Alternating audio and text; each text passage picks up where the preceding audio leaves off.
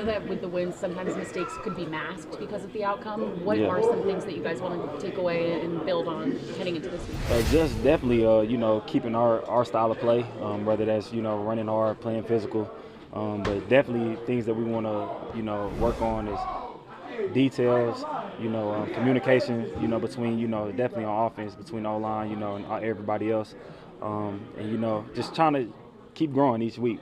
What kind of challenges do you think Cleveland's defense is going to present for you guys? Yeah, man. I mean, obviously they have a really good defensive front. I mean, they have one of the best defensive guys in the league, over there.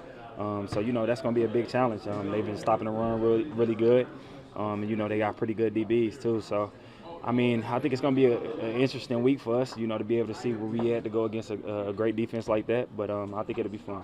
Hey Josh, you popped up on the injury report with ankle. Is it anything serious or what? Nah, it's just something I'm just managing day to day. Do you pay attention much to the consecutive rushing touchdown streak that you're on? Nah, I actually just found out today. They just brought it up in the meeting today. I don't really know too much about it. I really don't know what I got to do to get the record. So I guess I'll figure that out when it comes. One more, I think. One more? Yeah, Okay. one more ties. An LT. Tomlinson? Yeah. One more ties. Okay. When you hear LT, obviously that's a legend in this game. Yeah. What does it mean to even be able to be in the same conversation as a guy like that? I mean, obviously he's a great. He's one guy that I looked up to, growing up, playing this running back position. So it's definitely a great honor. But man, I don't really too much dig into it or look into it. I'm more concerned with wins and losses for real. But Josh, Josh, when you go up against a team that boasts the number one defense, the number one run defense, how Yeah. do you treat a matchup like that? As a proving ground? I'm not gonna say as a proving ground, more so as a heavyweight fight. It's gonna be a battle. You're gonna have to, swing and take some punches and things like that, but you just gotta keep swinging. I think it's gonna be one of those games where you're gonna come out that game a little sore, but it just is what it is. Josh, as an offense, though, how important is it to be able to have that kind of production in the red zone? Where you are able to punch those in and Yeah. finish off those drives.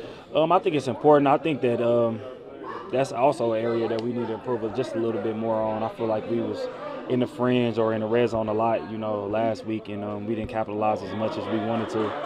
So that's definitely something to build on. Why are you so good down there, Josh?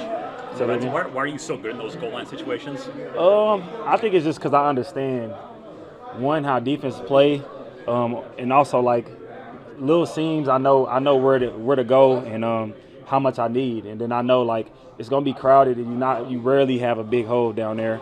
It's just about pad level and finishing. Because they have a top run defense, how important will you in the backs be in the passing game and checkdowns and things like that? I think we should be big. They do a lot of, because they front is so good that they play a lot of man on the back end. And they can do that when you got a front like that. So when we get our ops, we definitely got to make the most out of it. Did Matt mention that in the team meeting, or how did that come up as far as the consecutive touchdown? Oh yeah, they mentioned in the offensive meeting. Yeah, so when we do our little third down presentations and stuff like that, we kind of talked about it. First two games at Lambeau, but now you go on the road. It's a different beast playing on the road in the NFL. What are some of the challenges just getting away from your home crowd?